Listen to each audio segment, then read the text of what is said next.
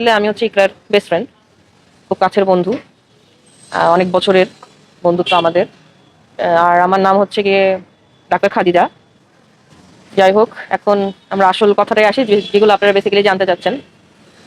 আপনারা কারণ জানতে চাচ্ছেন নাকি পুরো জিনিসটা জানতে চাচ্ছেন? আমি কারণটাই বলি, পুরো জিনিসটা অলরেডি আপনারা জানেন কি কি হয়েছে।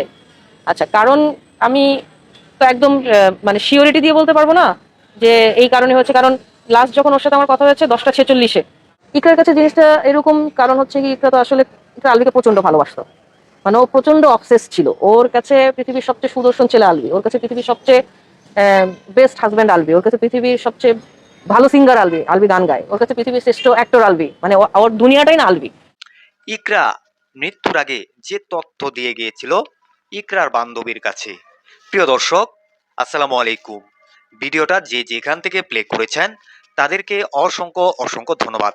সম্মানিত দর্শক, আপনারা জানেন গত কয়েকদিন আগে দুনিয়া থেকে চলে যায় ইকরা, আলভির স্ত্রী। প্রিয় দর্শক, এই ঘটনার জেরে এবার কিন্তু ইকরার বান্ধবী চাঞ্চল্যকর তথ্য দিয়েছে ইকরাকে নিয়ে, যা শুনলে দর্শক আপনারা রীতিমতো অবাক হবেন। ইকরা চলে যাওয়ার আগ মুহূর্তে কি কথা হয়েছে তাদের ভিতর, কি বলে গিয়েছে ওনার কাছে।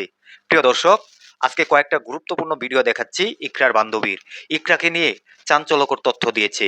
প্রিয় দর্শক, এখানে কি আলবি শুধু দোষী নাকি ইকরাও দোষী, সেটা দর্শক আপনারা কমেন্ট বক্সে কমেন্ট করে জানাবেন ভিডিওটা সম্পূর্ণ দেখার পর। প্রিয় দর্শক, আমি বেশি কথা বলবো না, সরাসরি আপনাদেরকে সেই ইকরার বান্ধবীর কথাগুলা আমি আপনাদেরকে শোনাচ্ছি। আপনারা সম্পূর্ণ ভিডিওটি দেখতে থাকুন। 10টা 46-এ কথা হচ্ছে এম সকালে। 10টা 46 PM-এ তো ও নাই দুনিয়াতে। আচ্ছা, যাই হোক, যখন কথা হয়েছে তখন পর্যন্ত আসলে ও সবই শেয়ার করে। আমরা 3 বান্ধবী, আমাদের একটা গ্রুপ আছে। ও আমাদেরকে সব শেয়ার করে। যেমন হচ্ছে 2 দিন আগে ওর মন টন যখন খারাপ ছিল, 2 দিন আগে একটা ম্যাসিভ জিনিস নিয়ে হচ্ছে গিয়ে ওদের স্বামী স্ত্রী ঝগড়া হয়। তো যখন মন টন খারাপ ছিল তখন এমনও হয়েছে যে সে আহ, ঘুমের ওষুধ খাইছে, একসাথে ঘুমাবে দেখে 3-4টা ঘুমের ওষুধ খাইছে যে আমি এমন ঘুম দিব যাতে আমার হচ্ছে গিয়ে মানে 24 ঘন্টা কোনো ডিস্টার্ব না হয়। তো তখন ওর কাছে মনে হচ্ছিল যে আচ্ছা ঠিক আছে, আমার যদি কিছু হয়ে যায়, ও ওর মোবাইলের পাসওয়ার্ডটা লিখে দিয়ে গেছে। তো আমি তখন বুঝাইলাম, আমরা তুই পাগলামি করিস না, তুই ঘুমা, তো তোর এখন আসলে এখন রেস্টটা দরকার। যাই হোক, এখন দেখা গেছে যে যেটা বললাম আর কি, যে ও সবই শেয়ার করে। যেমন এই ব্যাপারটাও শেয়ার করছে যে কি নিয়ে ঝগড়া হয়েছে। সকালবেলা যদি এমন কিছু আগে থেকেই ওর মাথায় থাকতো যে ও করবে, ও মেন্টালি ফিট না এখন, বা ওর মাথায় এগুলো ঘুরতেছে, ও কিন্তু জানাই তো, ও একটু হলেও বলতো আমার খারাপ লাগতেছে বা আমার কিছু ভালো লাগতেছে না, বা তোর আমাকে মাফ করে দিস, যেটা আমরা নর্মালি করি। যে খুব ভালনারেবল সিচুয়েশনে গেলে আমাদের যদি ওটা করে, অল্প বয়সে আমরা সবাই কাউকে না কাউকে ভয় দেখাইছি যে আমরা বলি আমরা মাফ করে দিন এটা। ও সবসময় এরকম, মানে কিছু হলে আমাদেরকে জানাবেই। আমরা জানি না আসলে এমন জিনিস খুব কম আছে। তো যদি এরকম আসলেই ডেঞ্জারাস কিছু হতো ও সকালবেলা জানাই তো, কিন্তু বলে নাই। ও খালি ও 2 দিন ধরেই বলতেছে ও নেপাল যাবে, ও নেপাল যাবে। এন্ড ওই দিন যখন কথা হয়েছে তখনও সে হচ্ছে কি একটা টেক্সট দিল। কথা আমার সাথে তো আলাদা কথা হচ্ছে, গ্রুপে টেক্সট দিল যে আমি নেপাল যাবো। তো যেহেতু বিকালে ইফতার পার্টি ছিল, আমি ওকে বললাম আচ্ছা ঠিক আছে যাই, তাকে প্রোগ্রামটা শেষ করে যায়, কারণ এত মানুষের একটা প্রোগ্রাম শেষ নর্মাল, আর কোনো কিছু আর কথা হয় নাই। আমার ওই দিন আমি যে হসপিটালে আছি ওনার জানাজা নিয়ে, আমাদের হসপিটালে জানাজা হয়, মানে ওনার এসব নিয়েও আমি একটু আপসেট ছিলাম, বিজি ছিলাম। তো আমি না আর এরপরে ওকে আর ফোন দিব ওই সময়টা হয়নি। এই 2 ঘন্টার মধ্যে আসলে এমন কি হয়ে গেছে আমি জানি না। যে এই মেয়েটা হচ্ছে আগের দিন ওর জিনিসপত্র, ওর শখের জিনিসপত্র যে সংসারে ও গুছাইছে, ফার্নিচার, ওর বেডরুমের ফার্নিচার, শখের ফার্নিচার গুলো, এগুলা ওর বাবা কিনে দিয়েছে। ওর সংসার ও নিজে, ওর বাবা ওর সব ফার্নিচার কিনে গুছাই দিয়েছে, নিজের মতো গুছাইছে। এই জিনিসগুলো নিয়ে যে অন্য রুমে রাখলো, যেটা আমরা ওদের বাসায় গেস্ট রুম ছিল আর কি, যে ও আলবির সাথে এক রুমে থাকবে না। যে সবকিছু ফার্নিচার সরালো, যে বললো যে ঈদের পরে আমি আলাদা হয়ে যাবো, যে যে কোনো জায়গায় যে উঠবো, কারো বাসায় উঠবো, নাহলে বাবা আমার কাছে চলে যাবো, বা নিজে একটা বাসা নিবো। যে আগের দিন পর্যন্ত এত শক্ত ছিল যে এই মানুষটার সাথে সে থাকবে না, বা হচ্ছে সে নিজেকে শক্ত করতে চায়, মুভ অন করতে চায়, তার সকালে 2 ঘন্টার মধ্যে কি এমন হলো? মানে আমাদের কোশ্চেন একটাই, আমারও জানার একটাই, যে এই 2 ঘন্টার মধ্যে এমন কি হলো, এমন কি বললো ওকে, যে ও হচ্ছে গিয়ে এত ট্রিগার হলো যে নিজে স্টেপ নিল, নাকি ও স্টেপ নিল না, ওকে জেনে শুনে ও এমন কিছু জেনে গেল কিনা এই 2 ঘন্টার মধ্যে, যেটা ও হচ্ছে গিয়ে এক্সপোজ করে দিলে সমস্যা। আমার কাছে অ্যাজ এ ডক্টর আমি একটা জিনিস যেটা আমি বুঝছি সেটা হচ্ছে, আমরা ফরেন্সিক মেডিসিনে পড়েছি, সেটা হচ্ছে আমাদের এইসব কেসগুলোতে কিছু আমরা আলামত থাকে, হ্যাঁ, সিমটমস থাকে, যেমন হ্যাঙ্গিং কেসগুলোতে হয়। তো যেহেতু প্রথম দিন আমি দেখছি, আমি আসলে এত কিছু মাথায় ঢুকে নাই, তখন তো আসলে এত কিছু মনে থাকে না ওই শোকের অবস্থা। এই জিনিসগুলো আমি 2 দিনে খুব চিন্তা করলাম। এখন আমার এটা একটা জিনিস, একটা পয়েন্ট। আরেকটা পয়েন্ট হচ্ছে কি, ও ঘরের জামা কাপড় পরা ছিল না। আপনারা যদি দেখেন, একটা ভিডিও কিন্তু ভাইরাল হয়েছে যে ওকে রিক্সা করে নিয়ে যাচ্ছে। আপনারা যদি দেখেন যে ওর হচ্ছে কি বাইরের সালোয়ার কামিজ পরা সুন্দর, মানে মানুষ বাইরে যেসব কাপড় চোপড় পরে, ও ঘরে তো নিশ্চয়ই সুন্দর করে সেজেগুজে নাই। কে এত ভালো কাপড় চোপড় পরে? নিশ্চয়ই ওর এমন কিছু তো একটা আলবি বলছে, কিংবা কিছু তো একটা হয়েছে। আমি জানি না আলবিও বলছে কিনা, আলবির পাশের মানুষও বলছে কিনা, আই ডোন্ট নো। যে যেহেতু ওই ছেলেটা বলছে, যে ছেলেটা ওকে নিয়ে আসছে, আলবির অ্যাসিস্ট্যান্ট, উদ্ধার করছে, ওই ছেলেটা বলছে যে ওকে আলবি নাকি ফোন দিয়ে জানাইছে। তাহলে আমি ধরে নিলাম যে আলবির সাথেই কথা হচ্ছিল। আমি ধরে নিলাম, যেহেতু বলছে তার মানে আলবি জানে, মানে আলবির সাথেই কথা হচ্ছে। এমন কি বললো, এমন কি দেখাইলো যে ওর হঠাৎ করে মনে হলো যে ওর এই দুনিয়াতে থাকা উচিত না। না হলে যে মেয়েটা এত বছর ধরে, 16 বছর ধরে একটা মানুষের সাথে আছে, 14 বছর ধরে সংসার করতেছে, ওই মানুষটার তো আজকে থেকে না। আপনারা একটা স্ক্রিনশটও দেখবেন যে 2015 সালেও একবার এরকম বলছিল। তো আজকে থেকে না, আমরা তো দেখতেছি, আমি তো দেখতেছি 12 বছর ধরে ওদেরকে, ওদের সম্পর্কের মোটামুটি শুরু থেকেই দেখতেছি আমি। ঝগড়া হয়, মিটমাট হয়, এইসব নিয়ে ঝামেলা হয়, টুকটাক জিনিস নিয়ে হয়। বাচ্চাটা হওয়ার পর ওর খুব কনফিডেন্স ছিল যে আচ্ছা ঠিক আছে, এখন বাচ্চা হয়ে গেছে, আলবি বাবা হয়েছে, রেসপন্সিবিলিটি আসছে, ওর কাজ হচ্ছে। তখন ও হঠাৎ করে অনেক কাজও শুরু করে দিল মেইন স্ট্রিমে। তো ভাবলো যে আচ্ছা এখন ব্যস্ত হয়ে গেছে, বাবা হয়ে গেছে, এখন মনে ভালো হয়ে গেছে, এখন মনে এদিক ওদিক আর ছুটবে না। আমরাও ভাবলাম আচ্ছা ঠিক আছে, মানুষের তো একটা বয়স থাকে, একটা বয়সের পরে যে মানুষ একটু হচ্ছে সাটেল হয়। কিন্তু না, আবার দেখা গেল 6 মাস ভালো, 7 মাস ভালো, এরপরে তো আপনারা শুনলেন বাচ্চাটা হলো 21 সালে, আর 22 সাল থেকেই ওই মেয়ের সাথে নাকি অ্যাফেয়ার। যাই হোক, প্রথম প্রথম ও সন্দেহ করতো, আমরা ওকে বুঝাইতাম, আমরা বলতাম যে দেখ, মানুষ কাজ করতে গেলে সব জুটি নিয়েই কথা হয়, তাই না? আমরা ওকে বুঝাইছি। কিন্তু বলে না যে এত বছর ধরে সংসার করতেছি, স্ত্রী মনে খুঁচা দিয়েছে, মানে সেন্স, মানে বলে না যে মেয়েদের হচ্ছে গিয়ে একটা ষষ্ঠ ইন্দ্রিয় আছে। ওর কোথাও না কোথাও প্রথম থেকেই ওর এই ব্যাপারটাতে ও বুঝে গিয়েছিল যে দেয়ার ইজ সামথিং রং। এতদিন ধরে প্রমাণ খুঁজবো, প্রমাণ খুঁজবো, এর মাঝখানে অনেক কিছু হয়েছে, অনেক জায়গায় ও এটা সেটা, কিন্তু আলবি প্রত্যেকবারই বলছে যে আমরা তো কো আর্টিস্ট, আমরা তো কাজ করতে গেছি। এখন মানে ব্যাপারটা এরকম যে আসলে তোরা কাজ করতে গেছে, কাজ করতে গিয়ে কি করতেছে আমরা তো জানি না, এটা তো প্রুভ করা সম্ভব না। শেষে যেটা হলো, শেষ মুহূর্তে যেটা হলো সেটা হচ্ছে, আমাকে ও ইকরা যেটা বলে গেল আমাদেরকে, সেটা হচ্ছে গিয়ে আলবি স্বীকার করেছে ওর কাছে যে হ্যাঁ আমার, মানে ওর জন্য আমার ভালোবাসা আছে, মানে ওই মেয়েটার কথা বলেছে। এখন এটা ইকরার ভাষ্য মতো বলে গেছে, একটা স্ক্রিনশট দিয়েছিল, স্ক্রিনশটটা এখন নাই। মানে ইকরা আবার রেপুটেশনে খুব বিলিভ করে, আর ওর কাছে মনে হয় যে মানুষজন হ্যাক করার চেষ্টা করে। এর আগেও আলবি 2টা আইডি হচ্ছে গিয়ে চলে গেছে। তো ও খুব কনসাস থাকে এসব ব্যাপারে। ও এসব জিনিস সোশ্যাল মিডিয়াতে কারোর সাথে শেয়ার করলো, ডিলিট করে দিত, খালি বলতো তোরা দেখছিস, এরপর ডিলিট করে দেয়, এরকম আর কি। এখন ও তো আলবি ছাড়া আসলে কিছু চিনে না, ও ওর কাছে চাইতো সময়, এটা খুব স্বাভাবিক, এটা চাবেই। মানে আমি যদি একজন পার্টনারের প্রতি এত অবসেস থাকে, ওর অবসেশনটা ডিফারেন্ট। ওর কাছে হচ্ছে কি, ওর হাজবেন্ড ওকে নিয়ে ঘুরতে যাবে, ওর সাথে দুটো ভালো সময় কাটাবে, ওর সাথে একসাথে বসে ডিনার করবে, ওর আর ওর বাচ্চাকে টাইম দিবে, ওর কাছে এই জিনিসগুলোই মুখ্য ছিল। আমি তো প্রথমেই বললাম ওর কাছে সংসার বাচ্চা এটাই মুখ্য ছিল। তো এটা যে কারণ, আমি এটা বলবো না। ওর ডিপ্রেশনের এটা একটা মন খারাপের কারণ ছিল, কিন্তু এত বড় স্টেপ নেওয়ার কারণ তো শুধু এটা ছিল না। ওর কারণটা এটা ছিল যে যেই সময়টা, যেমন হচ্ছে ওর অ্যানিভার্সারির সময়, ওদের অ্যানিভার্সারির সময় ওর হাজবেন্ড ওর সাথে ছিল না, শুটিং এ ছিল, শুটিং ওই মেয়েটা ছিল। আপনি একবার চিন্তা করেন তাহলে ওর খারাপ লাগবে না কেন? যে এত স্পেশাল একটা দিন আমার, আর শুটিং তো আসলে কোনো অফিস না আমার কাছে যেটা মনে হয়, যে আমি আমার অফিসে যেতেই হবে। তবুও তো আমরা অ্যানিভার্সারির দিন ছুটি নেই, যারা নিতে চায় আর কি, যাদের কাছে মনে হয় দিনটা স্পেশাল। সেই দিনই ও শুটিং ফেললো, সেই দিন যেই দিন ইকরার সাথে আলবি থাকার কথা, আলবি ওই মেয়ের সাথে শুটিং করতেছে। তো ওর খারাপ লাগাটা স্বাভাবিক। এগুলো ছোট ছোট জিনিস আপনাদের শুনলে এখন মনে হবে কি এগুলো তো হতেই পারে, নায়ক বিয়ে করেছে বা হচ্ছে গিয়ে স্বামী স্ত্রীর মধ্যে হয়। কিন্তু ছোট ছোট জিনিসগুলো আপনি চিন্তা করেন, 14 বছর ধরে ছোট ছোট ছোট ছোট জিনিস যদি হতে থাকে একটা মানুষের, তাহলে এটা তো আসলে কম্পাইল করে, তাই না? কম্পাইল করে জিনিসটা আসলে অনেক বড় বিল্ড আপ হয়ে যায়। ছোট ছোট জিনিসে আসলে আস্তে আস্তে আস্তে আস্তে, ও বলবো না ও একদিনে আসলে খুব শখ খেয়ে মরছে, ও তিলে তিল সহ্য করতে না পেরে আসলে ওর দেয়ালে পিঠ থেকে গেছে। আচ্ছা, আমি প্রথমে একটু রিজিকের কথা বলি। ইকরার ছেলের নাম রিজিক। রিজিক আর আমার মেয়েটা হচ্ছে কি সমবয়সী, ওরা একসাথেই বড় হচ্ছে বলতে গেলে, হেসে খেলে। আমার বাসাও ডিওইচএস এ। তো আমরা একসাথেই ইকরার বাসায় কিংবা আমার বাসায় কিংবা আমরা পার্কে গিয়ে, আমরা শপিং থেকে শুরু করে মোটামুটি আমরা সব বাচ্চা কাচ্চা নিয়ে আমরা সব একসাথেই করছি। ওরা দুজন বড়ই হয়েছে একসাথে। আমি জানি না আমার মেয়েটার কোনোদিন হচ্ছে গিয়ে ওর খালার সাথীকে পাবে কিনা, ওরা কোনোদিন দিবে না, কারণ এরপরে তো আর দিবেই না। আমি যেহেতু এত কিছু বলে ফেলেছি, এত কিছু করে ফেলেছি, আমার বাচ্চার সাথে তো নিশ্চয়ই মিশতে দিবে না। বাচ্চার ব্যাপারটা আমি জানি না কি হবে। আমি এত কিছু বলছি, আপনাদের কাছে বলছি কারণ আমার বান্ধবীর জন্য বলছি, কিন্তু এট দ্য এন্ড আমার এটাও ভয় লাগছে যে এই বাচ্চাটা কিন্তু মা হারাইছে, তাই না? বাচ্চাটা মা হারাইছে। এখন আলভিরও যদি কোনো কারণে গিলটি গিলটি যদি ও প্রমাণ হয়, যদি ওর জেল হয় বা ও হচ্ছে গিয়ে এরকম গিলটি প্রমাণ হয়, যেটাই হোক, বা ক্যারিয়ার নষ্ট হয়ে যায় সবকিছু, তখন কিন্তু বাচ্চাটা বাবার আদর থেকেও হারাবে। আলটিমেটলি লস কিন্তু ওর। আমি এটাও ভয় পাচ্ছি যে ওকে তো তাহলে আদর করার কেউ থাকলো না। কিন্তু আমি আবার এটাও ভয় পাচ্ছি, এটাও আমার মাথায় ঢুকছে, তাহলে আমার বান্ধবীরও তো আসলে সুষ্ঠু বিচার হওয়া উচিত। জানি না বাচ্চাটার কি হবে। কালকে এসেছিল, নর্মালি আমি যদি বলি যে চলো আমার মেয়ের কাছে, মেয়ের নাম যদি বলি যে চলো ওর কাছে যাই, খেলতে যাই আমার বাসায়, যে ও লাফায় লাফায় চলে আসে, আমি যাবো আমি যাবো। কালকে ওকে এতবার বললাম, ও যাবে না, ও চাচাকে জড়াই ধরে আসে, না কোথাও যাবো না, আমি বাবা ছাড়া কোথাও যাবো না।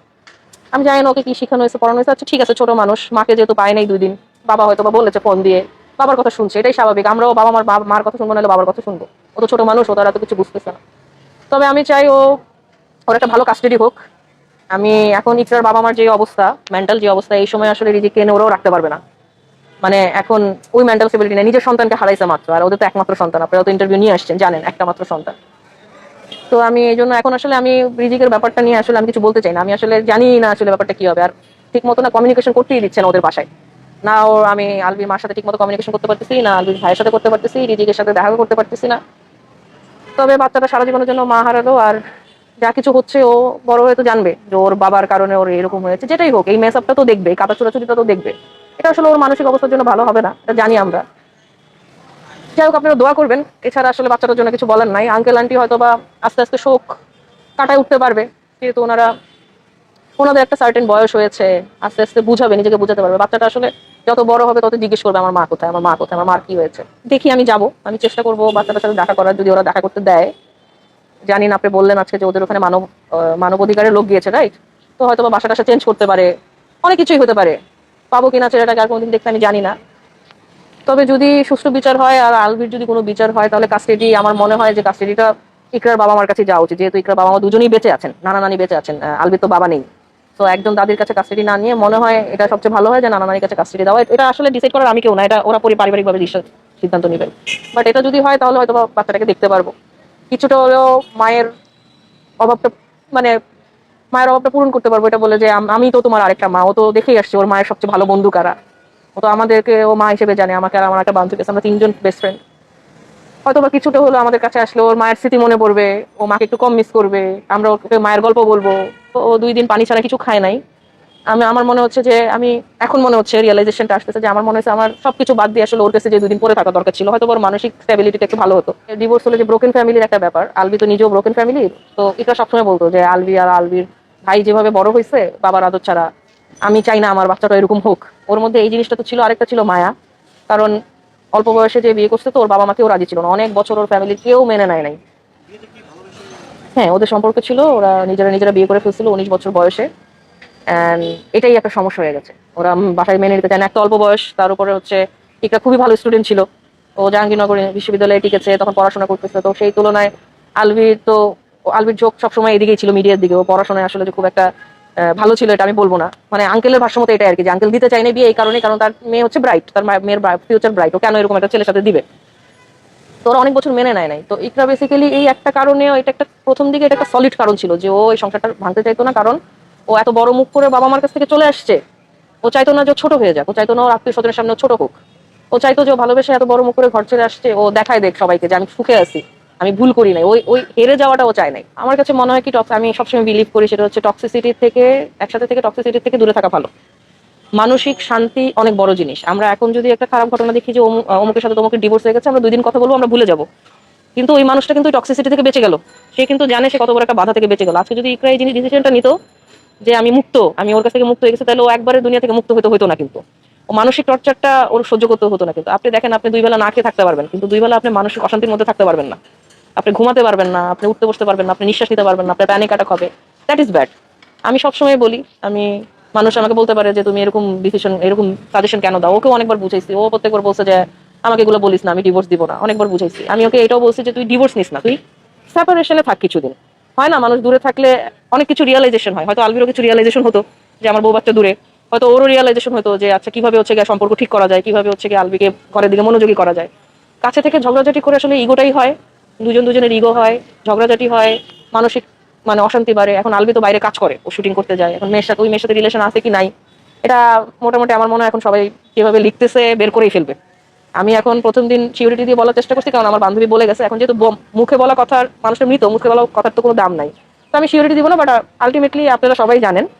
যেভাবে হচ্ছে গিয়ে সার্চ হচ্ছে, এই সত্য খুব শীঘ্রই সামনে চলে আসবে ইনশাল্লাহ, আপনারাই বের করবেন। এখন আমার কথা হচ্ছে গিয়ে, সে তো বাইরে যায়। আমার সবচেয়ে বড় কথা হচ্ছে ইকরা তো বাইরে যায় না কাজ করতে, ও ঘরেই থাকে, বাচ্চা পালে ওই ঘরটার মধ্যেই থাকে। ওর জন্য তো ঘর সংসার বাচ্চাই সব। ওর নিজের ক্যারিয়ারটা বাদ দিয়ে, যখন রিজিক ওর পেটে আসলো, শি ওয়াজ প্রেগনেন্ট, সে ক্যারিয়ারের সব বাদ দিয়ে ফুল টাইম হাউস ওয়াইফ হয়ে গেল। ওর যে ত্যাগ, ও যে বাসায় থেকে অশান্তি, মানসিক অশান্তি, বাসায় থেকে ও বাচ্চা পালতেছে, ওর স্বামী দেখা যায় 2 দিন শুটিং শেষে বাসায় আসতেছে, ওর তো মনে হচ্ছে যে আমার স্বামী কার সাথে থেকে আসলো। এই যে একটা অশান্তি, এই অশান্তি থেকে বের হতে ওর কোনো ওয়ে নাই। আমি ঘর থেকে বের হয়ে 2টা কাজ করবো সারাদিন, অন্যদিকে আমাদের ডাইভার্ট থাকবে, আমরা 2টা পয়সা পাবো কাজ করার পরে, আমাদের মন ডাইভার্ট করার জায়গা আছে। কিন্তু ওর তো এই মনটা ডাইভার্ট করার জায়গা নাই। ওর তো সংসার আর ওর বাচ্চাই সব ছিল। কতদিন একটা মানুষ আসলে কষ্ট সহ্য করতো। তবে আমি আসলে নিজেকে দোষ দিব কি জানি না। এতটাই ব্যস্ত ছিলাম, আমার কাছে এখন মনে হচ্ছে ও লাস্ট 2-3 দিন আসলে এতটাই ও ডিপ্রেশনের স্ট্রেসে ছিল। কিন্তু আমরা আসলে ওকে না এভাবে দেখি নাই। ও খুব স্ট্রং, ও খুব স্ট্রং।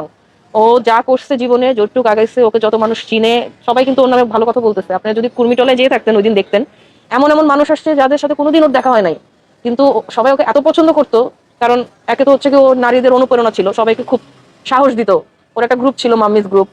ও মায়েদের যে ডিপ্রেশনের টাইমটা যায়, ওই ডিপ্রেশন থেকে তুলে আনার জন্য ও সবাইকে, ও সব ছোট ছোট অনেক কিছু লিখতো। ও কিন্তু অনেক সুন্দর লিখতো, আপনারা জানেন কিনা আমি জানি না। একসময় 21 টিভিতে মুক্ত খবর পড়তো। মানে ওর যে এই যে মানুষকে অনুপ্রেরণা দেওয়া, ওকে এগুলো দেখে আজকে আমার একটা পেশেন্ট আসছিল আমার হসপিটালে। সেও আমাকে বলতেছে যে আপু, আমি ইকরা আপুর এত বড় ফ্যান ছিলাম, আমি এত দেখতাম ওনাকে, দেখে ওনার কথাগুলো শুনে, ওনার ব্লগ দেখে, ওনার বাচ্চার সাথে বন্ডিং দেখে আমার এত ভালো লাগতো, আমি জীবনে আনন্দ পেতাম, যে মনে হতো যে জীবনে কি লাগে আর এরকম লাইফ থাকলে, আমার ওনাকে দেখলে এত ভালো লাগতো। ও তো আসলে এরকম না, তো আমরা আসলে ভাবিই নাই যে ওরকম একটা স্টেপ নিতে পারে। মানে এটা আমাদের হজমই হইতেছে না। মানে ও ও এত আসলে নরম না, ও প্রচন্ড শক্ত। ও দরকার পড়লে, ওকে কেউ কিছু বলছে, ও নিজে 2টা থাপড় মেরে আসবে, কিন্তু ও হচ্ছে গিয়ে চুপচাপ দুঃখ গিলবে, ইনগালফ করে, এরকম মেয়ে না। এখন বাকিটা আসলে পোস্টমর্টম রিপোর্ট আসলে আপনারা বুঝতে পারবেন। তাহলে এটার পিছনে তো অনেক বড় প্ররোচনা না থাকলে একটা মা তার 5 বছরের বাচ্চা ফেলে এভাবে চলে যেত না। নিশ্চয়ই প্ররোচনাও আছে। আপনারা আছেন, আমরা একটু কি বলতে পারি, যতটুকু জানি বলতে পারি। আমি 3 দিন ধরে বলতেছি, বাকিটা আপনারা খুঁজে বের করবেন। পুলিশ কতটুকু সহায়তা করবে আমি জানি না, তবে আমি আশা রাখতেছি। আশা রাখতে তো সমস্যা নাই। দেখি কতদূর যাওয়া যায়। তবে আমি চাবো এই জিনিসটা যেন 7 দিন পরে ধামাচাপা না পড়ে যায়। আপনারা আছেন, আপনারা এটা বারবার বারবার করে হচ্ছে গিয়ে মানুষকে মনে করাবেন, মানুষকে জানতে দিবেন, যাতে এই জিনিসটা 7 দিন পরে ধামাচাপা। প্রিয় দর্শক, এই যে ইকরার বান্ধবীর কথাগুলো শুনেছেন, কথাগুলো যে বলেছে, এই কথাগুলো কতটুকু ভালো লেগেছে সেটা দর্শক কমেন্ট বক্সে কমেন্ট করে জানাতে ভুলবেন না। ভিডিওটা সর্বোচ্চ পরিমাণ শেয়ার করে সবাইকে দেখার সুযোগ করে দিবেন। সবাই ভালো থাকবেন। আসসালামু আলাইকুম।